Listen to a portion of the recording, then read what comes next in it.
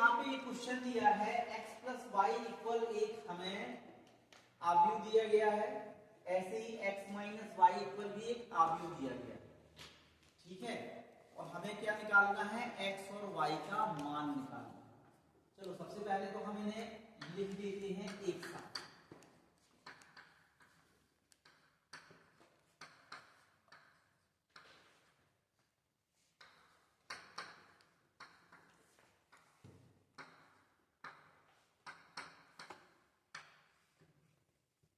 Actual में ये समीकरण दिए हुए समीकरण हम लोगों ने 10th क्लास में पढ़ा है, x प्लस वाई बराबर इतना, x माइनस वाई बराबर इतना, या फिर 2x प्लस वाई बराबर इतना पढ़ा हुआ।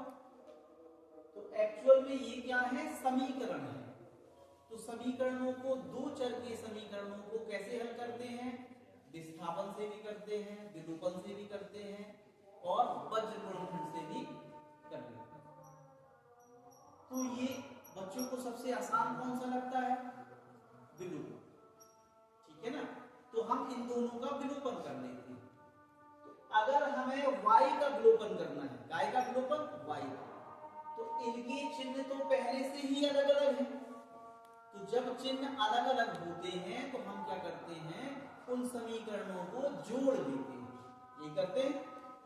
और अगर हमें चिन्ह एक से मान लो x का विस्थापन करना हो, विलोपन करना हो, x का क्या करना हो, विलोपन करना हो, तो x के साइन एक जैसे हैं। तो अगर इन समीकरणों को हम घटा दें तो इनके चिन्ह बदल जाएंगे, तब x का विलोपन हो जाएगा। तो हम क्या करेंगे, एक बार इन दोनों को जोड़ लेंगे, सो y का विलोपन हो जाएगा, x का मान आ जाएगा, और एक बार हम इन्हें घटा लेंगे तो x का विलोपन हो जाएगा, y का मान आ जाएगा। और हमें करना क्या है, x और y का मान ही ज्ञात करना है, ठीक है। तो हम यहां लिख दे रहे हैं विलोपन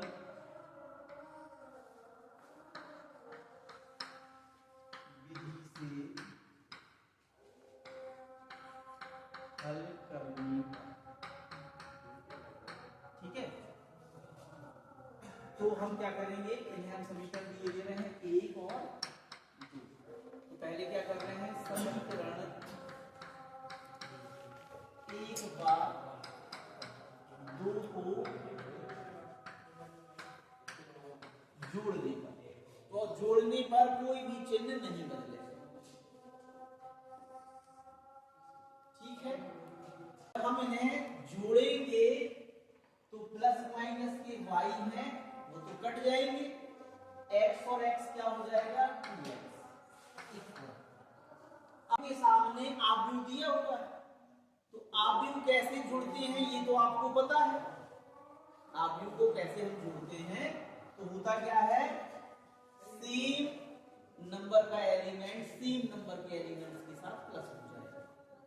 तो ये 1 इस 3 के साथ प्लस हो जाएगा, तो कितना हो जाएगा, 1 और 3 कितना हो जाएगा, 4। ये सेकंड नंबर वाला सेकंड नंबर के साथ, तो ये देखो माइनस का है और ये प्लस का है, तो प्लस माइनस के जब जुड़ते हैं तो कितना आंसर आता है, 0, यही होगा। अब ये वाला यहाँ थर्ड नंबर का थर्ड नंबर के साथ जुड़ेगा, ये प्लस का है और ये माइनस का है, प्लस माइनस की जब जुड़ते हैं तो घट जाते हैं, होता है ना। तो ये 3 में से 1 घट जाएगा, कितना आएगा, 2। अब ये चौथा डिजिट के साथ जुड़ेगा, तो 4 में जब 0 जुड़ेगा तो क्या आ जाएगा, 4। अब हमें चाहिए x का मान, तो ये 2 कहां भेज देंगे, उस तरफ, यहां गुणे में है तो वहां काय में आएगा, भाग में। तो आपका आ जाएगा x इक्वल, भाग का मतलब ऐसा भी लिख सकते हैं 1/2 या अपॉन में भी लिख सकते हैं, एक ही बात। तो ये 1/2 हो गया, 4 2 0 4। हमने जब किसी नंबर का यहाँ मल्टी में लिखा रहता था तो क्या करते थे, उस नंबर का सभी एलिमेंट्स के साथ अलग अलग मल्टी कर देते थे, गुणा कर देते थे। तो अब जब भाग में लिखा है तो क्या करेंगे, सभी एलिमेंट्स के साथ इससे क्या कर देंगे, भाग कर देंगे। तो आपका आएगा 4/2 0/2 2/2 और 4। ऐसे ही होगा ये कट जाएगा। 2 दूनी 4, 2 एकम 2, 2 दूनी 4। तो अब आंसर कितना आ जाएगा आपका? आपका x बराबर आ जाएगा 2, 0, 1 और 2। ये आपका x निकला। पुनः समीकरण 1 व 2 को अब क्या करने वाले हैं? हम घटाने वाले हैं। घटाने का फिर से कॉपी कर लेंगे। x प्लस वाई बराबर कितना दिया हुआ है?